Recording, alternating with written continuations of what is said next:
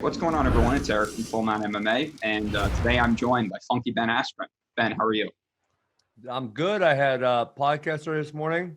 I did some yoga. I just got out of the steam room, and I'm eating a breakfast burrito. So what could be better? Perfect way to start your day. Yeah, my wife actually made some tomatillo salsa from the garden yesterday. She grew tomatillos this year. Effing delicious. So I guess, sort of keeping on that topic, it's been a crazy past few months for everyone. You're coming off retirement. I know you just opened up the wrestling academies again. How have you been keeping busy and I guess staying sane like the rest of us are trying to do right now? Yeah. Well, we were closed down in March, April. In May, the Wisconsin Supreme Court voted that the governor could not shut down businesses.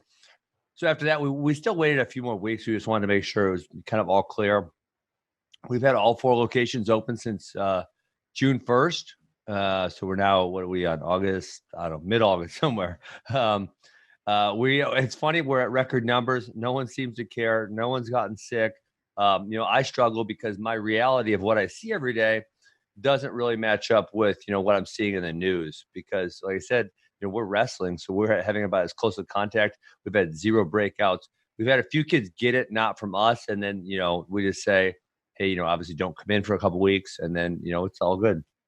Well, yeah, that's good to hear. I know that's certainly something a lot of people have been struggling with. I mean, me going back and forth, I'm in Chicago now, going home to rural Maryland, very different aspects there. Mm-hmm.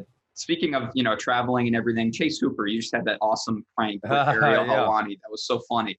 Did he come out to just train with you, to hang out? I mean, how did that come about? Yeah, literally the film footage. One time we were at the same fight and we meant to meet up and we just didn't do it. And then, I started chatting with him on Twitter, and it was like, hey, let's make some funny videos. I think we can make some out of this. So it was really that. He got about 3 or 4 training sessions in while he was here. But we are producing, I think it's like 5 just like minute long skits, funny stuff for Twitter and Instagram. And then we also we have the skits, and then we also have a vlog coming out, which is kind of like I don't know if you say behind the scenes, but that's kind of like the real version of who we are. And then the skits, we kind of play up the father-son thing. Is that stuff going to be on YouTube? No, F YouTube, Instagram and Twitter. I'm not actually anti-YouTube. So my buddy started this platform called Rockfin, which allows content creators to get the full value of what they're worth. See, I'll tell you what the problem with YouTube is. The problem with YouTube is, right, YouTube is worth an insane amount of money, so much money that they won't even really tell you because it's owned by a parent company, right? And with the first 1,000 creators or 10,000 creators, how much do they contribute to the value of the network? And the true answer is it's an immense amount. And they got their dollars, they cashed out. Those first, say, 10,000 creators, what do they get paid now? They get paid the exact same as everybody else gets paid. Whereas if they would have, been able to get paid in a token format like Rockfin does, they could have, say if they saved 10% of their original value of the tokens, I mean, that's probably went 100, 1,000, maybe 10,000x since then. So, yeah, so I'm anti-YouTube. Yeah, that's fair. I know they've actually made it a lot harder to get monetized recently. So maybe Full Mount will move over to Rockfin pretty soon. You really should consider it. I'll put you in touch with the owner if you want to. I mean, I think it would, you can at least test a few videos over there, see how they do, see if you have enough interest, and then gauge it and move. Hey, I'll talk to the guys that are on the channel. Absolutely. So you do have a hip replacement coming up. I did want to ask you a little bit about that. 20 days or 19 days. 20 days. Like that. Yeah, so I wanted to wish you luck with that. And do you know how long it's going to be? I know you said you're really looking forward to getting back into the gym and like actually wrestling with a lot of your students, helping them train a little bit more. When do you think that you're going to be 100% with that? That's going to be a long time. I've heard right around a year, actually. But I just talked to a guy, one of the kids who's in camp. His dad had, but the double of the surgery I'm doing is actually called Birmingham hip. He had them done on both hips, and he said, man, like within 2 weeks, he was just walking around normal, off crutches. Really? So hopefully, it won't take that long. Well, that would be good. And I've got to ask about this. You posted a Twitter video last night, basically saying that after your hip is at 100%, you wouldn't be opposed to maybe a comeback fight for, the right money, the right opponent. I feel like you've got to have some kind of like opponent in mind. Would you? No, I don't have No any. one at all? I just, you know what? It's more the fact that I want to be, I love trying to be as transparent as possible. Mm-hmm. And so, part of me says, well, I'm just not going to unretire. Right. And then if you said, well, someone would give you $2 million for this fight, well, I'd probably do it. Right. And so it's one of those things like, I don't want to say I would never, ever, ever, ever fight. It's like, well, I like fighting. I don't really like training all that much. I love the promotion. I love to compete. So are there a handful of things I really like? And the answer to that is yes. And so if the right circumstances happen, would I fight? And the answer to that is yes. Do I really foresee that happening? And the answer to that is no, I don't really foresee that happening. And there's no 100% no way I would ever have a career as a fighter again. But like I said, if it was like one or two times that were fun, yeah, sure, whatever.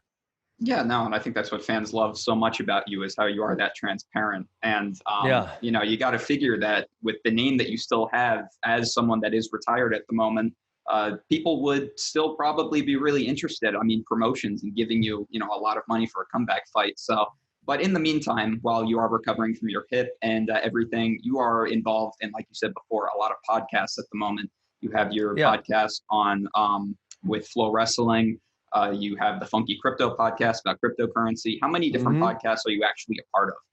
So right now I have 4. I have 3. There's one that I usually do with the company Rudis that sponsors me. We're kind of on hold with that for a little while over the quarantine.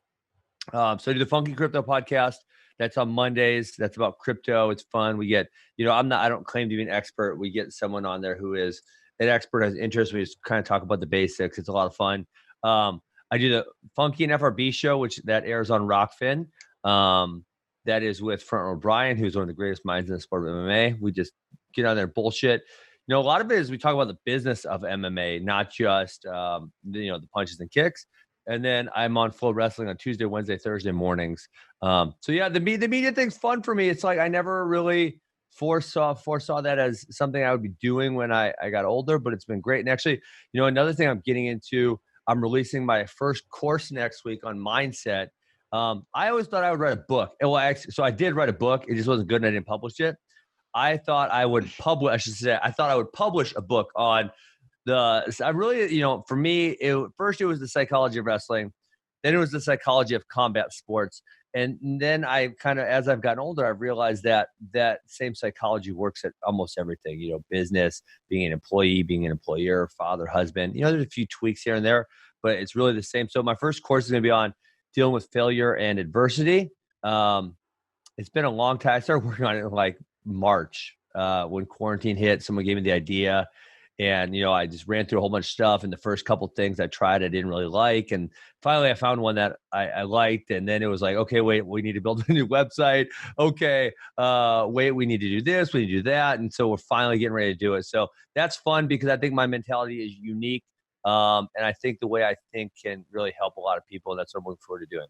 Well, and I wanted to ask you about that because I did come across your new website, and I wanted to ask you about. What do you think? You think it looks good? I think it looks great. Put it out 2 days ago. Yeah, no, because I was like, I feel like I haven't seen this before, and I went in and it had the nice graphics and everything. But if you could sum up the course, it's called the Askren Mindset, correct?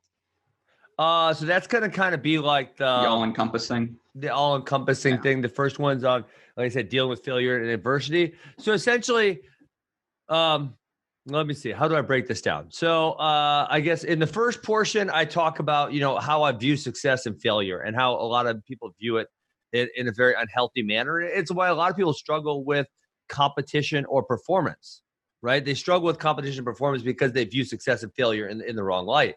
And yeah, if you have this really negative view of success and failure, yeah, you are going to fear competition because you can lose in competition, right? Or you can perform shitty in a performance. So that's kind of the first portion is how I view success and failure, which I think, a lot of people were really impressed with after the George Masvidal thing. They're like, oh my God, I didn't expect him to react that way. The second portion is, what do we do when we do fail or meet adversity? And, I think there's a handful of different paths that we can take. And, it's not the same one every single time. We need to really be picky about which way we want to go. And then the third thing would be that I kind of go through really the biggest moments in my life, and then identify the different paths I could have taken at that point in time. And then I talk about why I chose the one I did. And actually in every case, I feel like I made the right choices. Well, that sounds awesome. And we're going to link that down in the description if you guys want to get a better look at that. Switching gears a little bit to just some general MMA news that I wanted to get your opinion on. Paige VanZant just joined Bare-Knuckle fighting. It looked like you were surprised on Twitter to see that.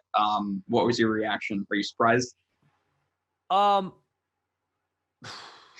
don't know if surprised would be the right word. I mean, it's dumb. Like, I don't know. Like, listen, I love combat sports.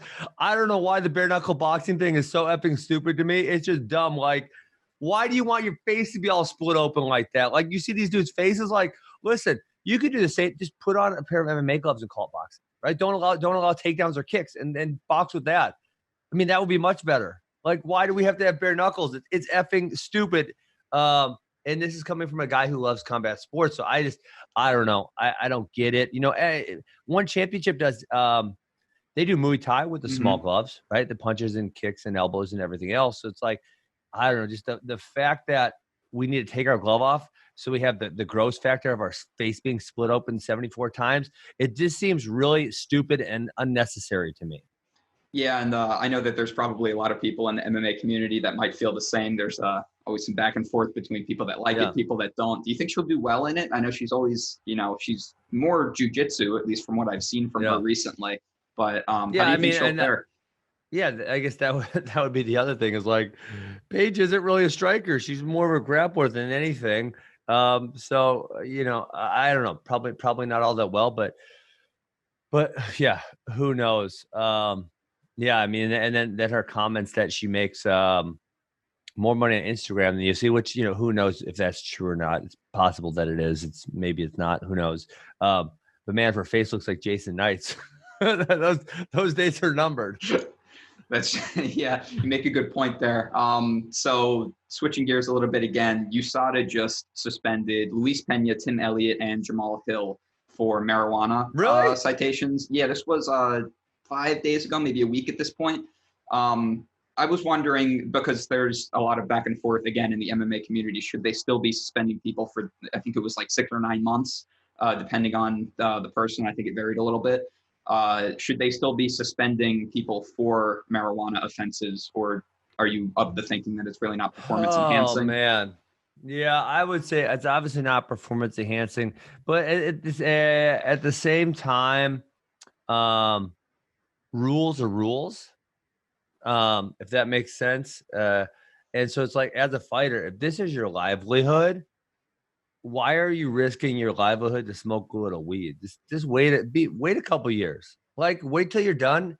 And then, and the other thing is weed's only in competition. Mm-hmm. So that literally means you could smoke like 358 days a year. And I think you got to stop like maybe 36 hours before. I can't remember exactly what the time period is. I think it's maybe 36 hours before and 12 hours after, or somewhere in there. So you can smoke weed like 358 days a year. So these people are literally making the argument that weed is addictive, because if it wasn't addictive, why on God's green earth would you risk your livelihood to smoke it for 2 days? Well, there was the caveat of, I know Tim Elliott took his fight on short notice. I think Jamal Hill did too. I might be wrong about that. I think 2 of them did take it on short notice. Those levels of weed don't stay in your system for very long. I mean, that's like, right? I'm not a scientist. That's my understanding of it, is the levels that would have to put you above the threshold. If you're an active person and you're working out and you're sweating, those levels stay in your system for very, very short amounts of time. But yeah, I mean, if I'm the commissioner, yes, you will not get suspended for weed. Moving on to Tyron versus Colby Covington. Obviously, Tyron Woodley, someone that you're very close with. This is a fight that was supposed to happen, for years now. Apparently, they're very close to making it happen. I was wondering. Yeah, I heard it wasn't done. I heard it was done, and then I heard it wasn't done. So is it done or not? I think Colby Covington did an interview 2 days ago where he said they're at like the 40, 50-yard line with it. That's not very good. No, that's not very good. Do you think that that's going to happen? And how do you think that plays out if it does? Well, I know. I mean, I will tell you point blank that the reason that Marty got the title shot in the first place, right, all the way back in March of 2019, was because Colby was so difficult to deal with. They just said, go F yourself. And I mean, literally, very literally, they said, go F yourself, and we're going to give Marty the shot. And that was why Marty got Colby was if he would have been not an idiot, he was going to get the shot. And because he was so difficult to deal with, they said, get out of here. We'll go with Marty. And they went with Marty. And so I know Colby's been offered the Tyron fight multiple times. I know he turned it down. It kind of sounded like it may actually happen this time, but then now maybe he's having second thoughts, because being at the 50-yard line, that's not all that good. It's not like we're in the red zone or we're at the 2-yard line or we're at the goal line. It's none of those. The 50-yard line, like, what's the percentage you're going to score from there? Not all that great. Yeah, that's true. Those are all the questions I have for today. Did you want to give any shout outs, maybe do some plugs for some podcasts, your new website, reiterate some things? I think we talked about everything I'm doing. So that was cool. Just follow me on social media. I'm trying to have a lot of fun on Twitter, try to be honest, try to be transparent, authentic. People seem to enjoy my Twitter for the most part. And that's where I'm the most active by far. All right. Awesome. Thank you so much, Ben. Thanks for coming on today. Have a great day. See ya. Hey guys, it's Eric from Full Mount MMA. Check out some of our other videos, and if you like that content, be sure to subscribe and hit the bell button so you never miss an update.